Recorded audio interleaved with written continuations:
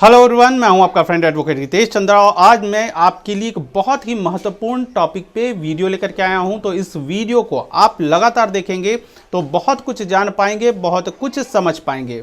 दोस्तों, ये वीडियो महिला हैं, पुरुष हैं, कॉलेज स्टूडेंट हैं, आप सभी के लिए वीडियो बहुत ही महत्वपूर्ण है और आपके लिए बेहद ज़रूरी है। अगर इस कानून को आप नहीं जानते हैं, जो तरीके मैं आज आपको बताने वाला हूं, वो ज़मीन से जुड़ी हुई जो है बहुत ही खास बातें हैं और अगर इन नियमों को आप नहीं जानते हैं तो भविष्य में आपकी ज़मीन जो है वो छिन जाएगी, आपकी ज़मीन आपके पास नहीं रहेगी। दोस्तों, आपने कई बार देखा होगा कि कई ऐसे व्यक्ति हैं जो दूसरे की प्रॉपर्टी को हड़प लेते हैं और जिस व्यक्ति की ज़मीन होती है वो व्यक्ति कोर्ट के चक्कर लगाते रहता है। आप सभी ये भी जानते हैं कि सिविल के जो मुकदमे होते हैं, सिविल केस जो फाइल होता है, उसका जो प्रोसेस होता है वो काफ़ी लंबा होता है और इसी बात का फ़ायदा उठा करके जो कब्जाधारी व्यक्ति होता है, जो ज़मीन पे कब्जा करता है, वो इसी बात का फ़ायदा उठाते हैं। लेकिन ऐसा भी नहीं है कि हर व्यक्ति की ज़मीन जो है वो लूट जा रही है या हर व्यक्ति की ज़मीन पे जो है कोई दूसरा व्यक्ति कब्जा कर ले रहा है। दोस्तों, किसी की भी प्रॉपर्टी पे कब्जा कर लेना कोई खेल नहीं है, कोई आसान काम भी नहीं है कि आपकी मर्जी हुई आपने पड़ोस की ज़मीन को हड़प लिया, ऐसा नहीं होता है। लेकिन कब ऐसा होता है वो मैं आपको बता रहा हूँ। और ये कहना बार बार कि हमें कानून की जानकारी नहीं है, हम पढ़े लिखे नहीं हैं, हमें कोर्ट कचहरी की कोई आइडिया नहीं। दोस्तों, अगर आप इस तरह की बातों को कह रहे हैं तो आप अपने आप को मजबूर साबित पहले ही कर दे रहे हैं। सामने वाले व्यक्ति को आप खुद बता दे रहे हैं कि आपको कोई कानून की जानकारी नहीं है, किसी भी तरह के ज़मीन के दस्तावेज की जानकारी आपको नहीं है। तो सामने वाले व्यक्ति को आप जो है इनविटेशन दे रहे हैं, उनको जो है वो आप न्योता दे रहे हैं कि आओ और हमारी प्रॉपर्टी को हड़प लो। तो इस तरह के शब्दों को आपको नहीं उपयोग करना है। और जो भी महिला हैं तो आपकी भी ये रिस्पॉन्सिबिलिटी है कि आप भी कानून को समझें और अपने परिवार में लोगों को बताएं कि ये तरीका है। मैं पढ़ी लिखी नहीं हूँ लेकिन मुझे इस बात की जानकारी है, हमें अपने ज़मीन को बचाने के लिए ये काम करना चाहिए। ये महिलाओं की भी जिम्मेवारी है, ये जिम्मेवारी सिर्फ पुरुषों की नहीं होती है कि सारी जिम्मेवारी उनके सिर पर जो है वो थोप दिया जाए, ऐसा नहीं होता है। तो दोस्तों, आज मैं आपको बताने वाला हूँ कि कई बार कोर्ट में कई सारे ऐसे व्यक्ति आते हैं, वो क्या कहते हैं कि सर हमारे पास जो ज़मीन है वो हमारे कब्जे में है, हम उस ज़मीन पे खेतीबाड़ी कर रहे हैं लेकिन उसका कोई भी दस्तावेज हमारे पास नहीं है। अगर आप कभी कोर्ट गए होंगे तो आपने देखा होगा कि कई सारे एडवोकेट अपने ही क्लाइंट को बुरी तरीके से डांट रहे होते हैं और जो क्लाइंट होते हैं वो चुपचाप वहाँ पे उनकी डांट खा रहे होते हैं। दोस्तों, ये घटना तब घटती है जब कोई क्लाइंट, जब कोई व्यक्ति अपने एडवोकेट के पास आता है और ये कहता है कि हमारे पास प्रॉपर्टी तो है लेकिन उसका कोई दस्तावेज हमारे पास नहीं है। उस ज़मीन पे हम खेती कर रहे हैं, उस ज़मीन पे हमने घर बना लिया है लेकिन हमारे पास कोई दस्तावेज नहीं है। अब आप ही सोचें कि अगर कोई व्यक्ति ये कहता है कि ये ज़मीन हमारी है और उससे जब दस्तावेज मांगा जा रहा है तो वो उसके पास कोई भी दस्तावेज नहीं है, तो क्या आपको लगता है कि वो प्रॉपर्टी उस व्यक्ति के पास अधिक दिन तक टिक पाएगी? कोई भी व्यक्ति जिसे इस बात की जानकारी हो जाएगी कि सामने वाले व्यक्ति के पास किसी भी तरह का दस्तावेज नहीं है तो वो उस ज़मीन पे दावा करेगा और उस ज़मीन को खुद की ज़मीन बताएगा और उस ज़मीन को लेकर के उस व्यक्ति के साथ मारपीट करेगा और हो सकता है कि उस व्यक्ति को खदेड़ करके या उसकी प्रॉपर्टी में कुछ हिस्सा जो है वो ले ले, कुछ ज़मीन को वो अपने अधिकार में ले ले। दोस्तों, इस तरह की घटना जो है जब घटती है तो वो बहुत बेहद जो है वो खतरनाक स्थिति बनाती है। तो जब भी इस तरह की बात होती है, अगर आपके साथ भी इस तरह की घटना घट रही है कि आपके पास प्रॉपर्टी है लेकिन उसके दस्तावेज नहीं है, तो किस तरह से आपको ये दस्तावेज मिलेंगे और किस तरह से आप जो है आपकी ज़मीन जो नहीं छीनेगी वो मैं आपको बताने वाला हूँ। सबसे पहले हम ये जानेंगे कि इस तरह की परिस्थिति आती कब है। दोस्तों, इस तरह की परिस्थिति सबसे पहले उन लोगों के पास आती है जो व्यक्ति जिनके पास जो प्रॉपर्टी जो है जिसपे उनके पास कोई दस्तावेज नहीं है लेकिन उनके पास प्रॉपर्टी है, ये परिस्थिति आती है उनकी खानदानी ज़मीन से, या फिर उसकी जिसे आप पुश्तैनी ज़मीन, पैतृक संपत्ति जो कह सकते हैं, जो उनके दादा परदादा के थ्रू उनके पास आई है। और जो प्रेजेंट में जो व्यक्ति है, जो अपने दादा परदादा पुश्तैनी ज़मीन को लगातार जो है उनके हक में है, उस पर वो खेती बाड़ी कर रहे हैं, उस पर उन्होंने मकान बना रखा है, लेकिन उन्होंने कभी दस्तावेज के बारे में जिक्र नहीं किया कि जिस ज़मीन पे मैं रह रहा हूँ, हमारे बाप दादा रह रहे हैं, उस पर हम खेती बाड़ी कर रहे हैं, उसका दस्तावेज कहाँ है, वो ज़मीन का पेपर है, उस पर हम इंटरेस्ट नहीं लेते हैं। तो ये एक प्रॉब्लम सबसे अधिक जो है वो खानदानी ज़मीन के साथ होती है कि वो उन्हें जो व्यक्ति होते हैं वो इसकी जांच पड़ताल नहीं करते हैं, और जो उनका सिस्टम चला रहा है पुराना का पुराना वही चलता चलता है। तो एक तो ये हो गया। दूसरी परिस्थिति कब होती है? दूसरी परिस्थिति तब होती है जब घर में कोई भी ऐसे व्यक्ति जो ज़मीन के सारे दस्तावेज उनके पास हैं और किसी कारण से उनके मन में लालच आ जाए, या फिर वो आपको दस्तावेज नहीं देते हैं, दस्तावेज नहीं दिखाते हैं, और आप जो हैं जिस व्यक्ति का ज़मीन है, जिस व्यक्ति का वहाँ पे हिस्सा है, वो व्यक्ति गांव में नहीं रहता है, वो व्यक्ति किसी दूसरे शहर या फिर दूसरे देश में नौकरी कर रहा है, तो यहाँ भी ये कंडीशन आ जाती है कि भाई हमारे पास कोई दस्तावेज नहीं है, हम मकान में रह रहे हैं ज़रूर, लेकिन हमारे रिश्तेदार जो हैं वो हमें धमकी दे रहे हैं कि तुम यहाँ से निकल जाओ, तुम्हारा यहाँ प्रॉपर्टी में कुछ भी नहीं है। और जो व्यक्ति जिन्हें भगाया जा रहा है उनके पास सच में कोई पेपर नहीं है, उन्हें कुछ भी पता नहीं है कि कौन सा खाता है, कौन सा प्लॉट है, कुछ नहीं पता है, तो वो व्यक्ति मजबूर हो जाता है।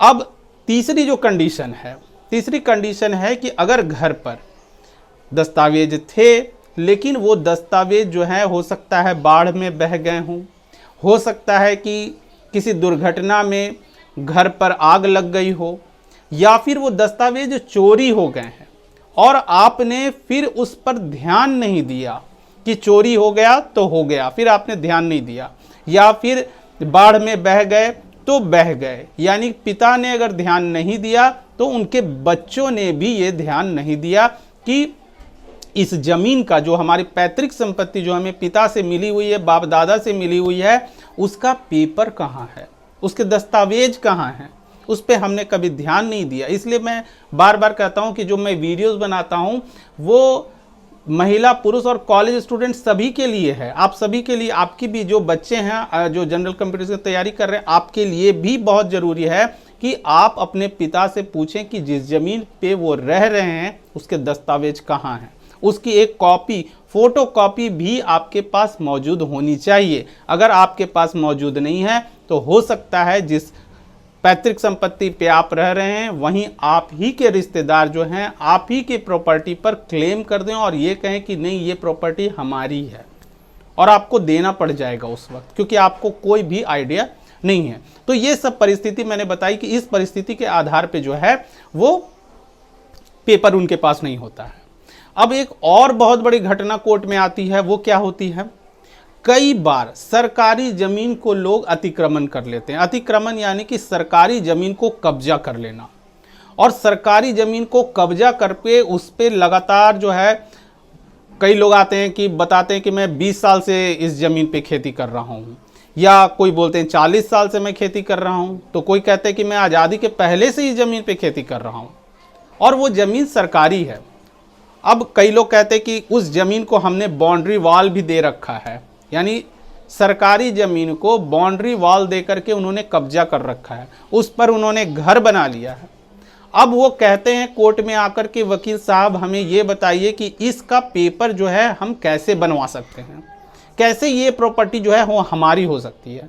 तो मैं आपको एक बात क्लियर बता दूं कि सरकारी ज़मीन को अगर आपने कब्जा कर रखा है, चाहे आप 10 साल से, 20 साल से, 30 साल से, 50 साल से आप उस पर खेती बाड़ी कर रहे हो, आपने बाउंड्री वॉल दे दिया है, तो वो ज़मीन कभी भी आपकी नहीं हो सकती है।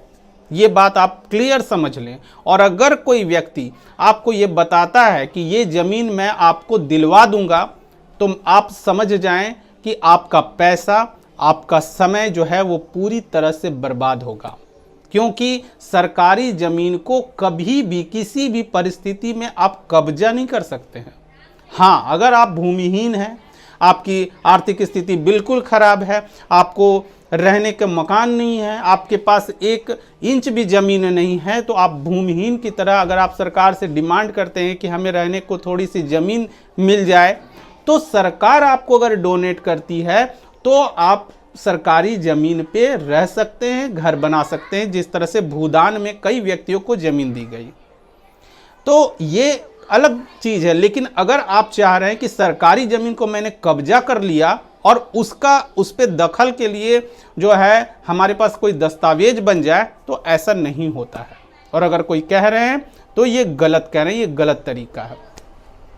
अब बात आती है कि अगर मान लीजिए आपकी ज़मीन पैतृक संपत्ति है और पैतृक संपत्ति अगर खाली है, यानी कि मान लीजिए कि वो परती ज़मीन है और आपके पास किसी भी तरह के दस्तावेज अगर नहीं मौजूद हैं, तो वो बेहद खतरनाक स्थिति है। कोई भी व्यक्ति आकर के उस ज़मीन पे वो कब्जा करेगा। लेकिन अगर आपने उस पर घर बना लिया है, पैतृक संपत्ति है, ज़मीन है, वहाँ पे आपने घर बना लिया है और आपके पास कोई भी तरह का दस्तावेज नहीं है, तो मैं आपको कुछ तरीके बता रहा हूँ। वो तरीके आपको अपनाने पड़ेंगे। हो सकता है कि वो पेचीदा आपको लगे, लेकिन आपको उस ट्रैक से गुजरना होगा, उस राह से गुजरना होगा, आपको मुश्किलों का सामना करना पड़ेगा। मैं ऐसा नहीं कह रहा कि मैं जो तरीके बता रहा हूँ वो आपने चुटकी बजाया और वो हो जाएगा और आपके पैसे खर्च नहीं होंगे, आपका समय नहीं लगेगा। ऐसा कुछ नहीं होगा। आपके पैसे भी लगेंगे, आपका समय भी जाएगा, आपको मेहनत भी करनी होगी, तब जाकर के आपको दस्तावेज जो है वो प्राप्त होंगे। आपके अपने दस्तावेज आपको प्राप्त हो जाएंगे, जो तरीके मैं आपको बता रहा हूँ। लेकिन ऐसा ना आप कहें कि सर हम बहुत अधिक पैसे खर्च होंगे, क्योंकि आपने दस्तावेजों को नहीं संभाल के रखा। कंडीशन कुछ भी हो, परिस्थिति कुछ भी हो, वर्तमान में स्थिति क्या है? वर्तमान में ये स्थिति है कि आपका ज़मीन पे कब्जा है लेकिन आपके पास दस्तावेज नहीं है। तो आप क्या करेंगे? सबसे पहले आप ये देखेंगे कि आपने जहां मकान बनाया हुआ है उस मकान के बगल में कौन सा व्यक्ति है, यानी आपका जो भी पड़ोसी है। अगर आप किसी दूसरे राज्य में रह रहे हैं, दूसरी जगह नौकरी कर रहे हैं, आपका यहाँ घर पड़ा हुआ है, आपके पास कोई आप बीच बीच में जो है 6 महीने में, साल भर में एक बार अगर आप आ रहे हैं, तो ये जो है वो अच्छी कंडीशन नहीं मानी जाती है। ज़मीन विवाद में ये जो है तरीका जो है वो गलत माना जाता है। अगर आपके पास प्रॉपर्टी है तो आपको अपनी प्रॉपर्टी को बचाने के लिए उसके देखभाल जो है वो आपको करना पड़ेगा। आपको सरकार को टैक्स जो है वो आपको देना पड़ेगा। तो ये बात हो गई। अब मान लीजिए कि आपके जो पड़ोसी हैं, आप अपने पड़ोसी की सहायता लेंगे। अब आप कहेंगे हमारा पड़ोसी साथ नहीं दे रहा है, तो आपको उनसे हेल्प लेनी पड़ेगी। आप कैसे लेते हैं ये आपके ऊपर निर्भर है। अगर आपके पास कोई भी दस्तावेज नहीं है, आप अपने पड़ोसी से उनसे जो है वो आप खाता नंबर पूछेंगे। उनसे ये पूछे कि खाता नंबर क्या है, आपके मकान का खाता नंबर क्या है, या जिस गांव में आप रह रहे हैं उसका खाता नंबर क्या है। अगर वो आपको खाता नंबर बता देते हैं तो आप खाता नंबर देख करके उनसे प्लॉट नंबर भी पूछें कि आपका मकान जो है वो किस प्लॉट में बना हुआ है। अगर आपको खाता नंबर और प्लॉट नंबर पता चल जाता है तो उसके बाद आप अपने ज़िले के रजिस्ट्री ऑफिस में, जहाँ पे आप रजिस्ट्री करवाने के लिए जाते हैं ज़मीन को, वहाँ पे जाकर के आप अपना जो है उस गांव का या उस शहर का आपको नक्शा निकलवा लेना चाहिए। दोस्तों, जब आपके पास नक्शा मौजूद हो जाएगा, आपके पास खाता नंबर मौजूद हो जाएगा और आपके पड़ोसी का प्लॉट नंबर मौजूद हो रहेगा, तो आप वहाँ पे अंदाज़ा लगा पाएंगे कि ये जो ज़मीन जो है वो मैप में देख करके अपने एडवोकेट के हेल्प के थ्रू, आपको एडवोकेट की हेल्प लेनी ही पड़ेगी। आपको आपके जो भी एडवोकेट हैं उनसे आपको सलाह लेना पड़ेगा, उनसे आपको पूछना पड़ेगा और उसके आधार पे आपको आपकी ज़मीन जो है वो प्राप्त होगी। पता चलेगा कि कौन सा खाता है और कौन सा प्लॉट है। दोस्तों, मैं आपको और भी एक कन्फ्यूजन वाली बात है जो क्लियर कर दे रहा हूँ।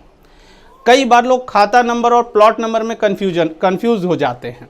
तो मैं आपको बता दूं कि एक खाता में कई सारे प्लॉट होते हैं। उदाहरण के तौर पे आप समझ लें कि जिस तरह से अगर आप कोई भी किताब लेते हैं तो एक किताब में कई सारे चैप्टर हो सकते हैं, या एक बुक में जैसे बच्चों की जो बुक होती है, आप मान लीजिए कि मैथ्स की बुक है, तो मैथ्स की बुक एक होती है लेकिन उसमें कई सारे लेसन्स होते हैं। उसी तरह से एक खाता में कई सारे प्लॉट होते हैं। तो खाता नंबर, प्लॉट नंबर।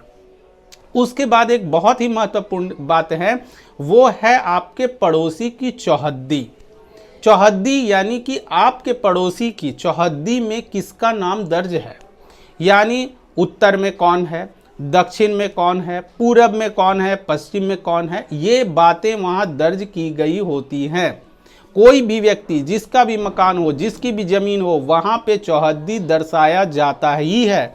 तो आप इसको देख करके भी समझ पाएंगे कि आपकी ज़मीन जो है आपके पड़ोसी के बगल में है, यानी आप भी उसकी चौहद्दी में आ रहे हैं। अगर आप उसकी चौहद्दी में नहीं आ रहे हैं तो आप उस दूसरे पड़ोसी की हेल्प ले सकते हैं कि दूसरे पड़ोसी के तो चौहद्दी में मैं हूँगा। तो आपको ये सभी बातों की जानकारी रखनी होगी। अब एक और भी बात मैं आपको बता दूं कि कोर्ट में एक और भी मैंने देखा है कि ये परिस्थिति कब पैदा होती है कि पहले के समय में कोर्ट में कई सारे क्लाइंट आते हैं, वो कहते हैं कि पहले के समय में गांव में किसी व्यक्ति की बेटी की शादी थी, तो उसने जो है, उस व्यक्ति ने है हमारे पिताजी से जो है वो कर्ज मांगा, और कर्ज के तौर पर मेरे पिताजी ने उनको पैसा दे दिया और उन्होंने कहा कि आज से इस ज़मीन को आप जो है आपकी हो गई और आप इस पर खेती बाड़ी करो, यानी कि कोई पेपर वर्क नहीं हुआ। तो ये भी परिस्थिति होती है कि जब ज़मीन पे कब्जा तो होता है लेकिन दस्तावेज मौजूद नहीं होते। तो ये तो हो गया आपका पेपर निकालने का तरीका, इसमें आपको एडवोकेट की हेल्प लेनी पड़ेगी। अब मान लीजिए कि आपने किसी दूसरे व्यक्ति की ज़मीन पे कब्जा कर रखा है, तब तो आपके पास कोई दस्तावेज है नहीं। अब कैसे आप प्रूफ करेंगे कि आप उस पे ज़मीन पे कैसे दस्तावेज आप बना पाएंगे, कैसे उस ज़मीन को अपने कब्जे में ले पाएंगे? तो उसके लिए भी मैं आपको बता रहा हूँ तरीके। दोस्तों, अगर कोई ज़मीन जो आपकी नहीं है लेकिन आप उस पर लगातार 12 साल या 20 साल से आपने कब्जा कर रखा है, आपने उस पर मकान बना लिया या फिर आप उस पर लगातार आप खेती कर रहे हैं, तो उस ज़मीन का आपको मालिकाना हक कैसे प्राप्त होगा? तो मैं आपको बता दूं कि लिमिटेशन एक्ट में ये कहा गया है कि अगर कोई ज़मीन उस ज़मीन पे जो व्यक्ति काबिज है, जिसने कब्जा कर रखा है, वो अगर दूसरे की ज़मीन पे भी कब्जा कर रखा है तो वो ज़मीन उसकी हो सकती है। और ये कैसे होता है? एडवर्स पोजीशन के आधार पर। लेकिन यहाँ पे कुछ शर्तें हैं, कुछ कंडीशन है जिसको आपको समझना बेहद ज़रूरी है। अगर आपने किसी दूसरे की ज़मीन को कब्जा कर रखा है, लगातार 12 साल से आपने कब्जा कर रखा है, 20 साल से आपने कब्जा कर रखा है, लेकिन इस बीच जो उस ज़मीन के मुख्य मालिक हैं, जो मेन मालिक हैं, उन्होंने कभी आपका विरोध ना किया हो, कभी आपको उस ज़मीन के लिए रोक टोक नहीं किया हो, किसी भी तरह का केस मुकदमा उस कब्जे को लेकर ना किया गया हो, तब ही वो ज़मीन आपकी हो पाएगी। यानी कि एडवर्स पोजीशन का रूल तब फॉलो होगा, तब आप दूसरे की संपत्ति को अपना हक दिखा करके अपने कब्जे में ले पाएंगे, आपको सरकारी कागजात मिल पाएंगे, जब मेन मालिक ने, मुख्य मालिक ने आपको छूट दी। यानी कि कोर्ट में ये बातें आपको प्रूफ करनी होगी कि मैं लगातार इस ज़मीन पे 12 साल 15 साल से रह रहा हूँ और इनके जो ज़मीन के जो मालिक हैं उन्होंने हमें आज तक कभी नहीं टोका, आज तक हमारे ऊपर किसी भी तरह का एलिगेशन लगा करके ज़मीन संबंधी विवाद जो है कभी नहीं हुआ, कोई मुकदमा दर्ज नहीं हुआ, और मैं बिल्कुल स्वतंत्र रूप से जो है इस ज़मीन पर मैंने मकान बनाया, इस ज़मीन पर मैंने खेती बाड़ी की, तो ये ज़मीन जो है वो हमारी होनी चाहिए। चूँकि लगातार 12 साल तक अगर कोई व्यक्ति किसी दूसरे व्यक्ति की ज़मीन पे खेती बाड़ी कर रहा है और किसी भी तरह का विरोध नहीं होता है, तो कब्जाधारी उस ज़मीन का मालिक हो जाता है। ये रूल है। तो दोस्तों, ये जो कहना कोर्ट में कि हमारे पास ज़मीन का कब्जा है और कब्जा होने के बाद जो है हमारे पास कोई दस्तावेज नहीं है, तो ये जो है वो बहुत गलत तरीका है। उसके बाद अगर आपका ज़मीन है, मैंने एक तो बात हुई कि आपको दस्तावेज कैसे मिलेंगे, आपके पड़ोसी के थ्रू मिलेंगे। उसके बाद आप जिस मकान में रह रहे हैं, जो ज़मीन आपकी है, उस पर आपने घर बना लिया है, वहाँ पे आपके पास कोई ज़मीन के कोई दस्तावेज मौजूद नहीं है, लेकिन कुछ दस्तावेज आपके पास मौजूद होते हैं जो आपको पता नहीं होता है, जिसमें सबसे पहले आता है बिजली का बिल, पानी का बिल।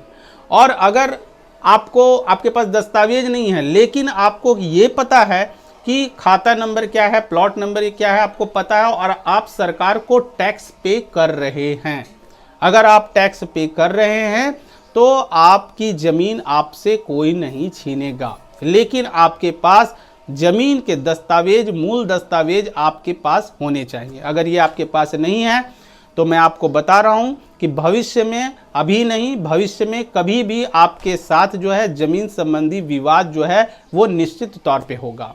तो दोस्तों, ये थी मेरी वीडियो। अगर ये वीडियो आपको कुछ भी अच्छी लगी हो, कुछ भी जानकारी प्राप्त हो पाई हो, तो इस वीडियो को लाइक, कमेंट और शेयर करें। Thank you. जय हिंद, जय भारत।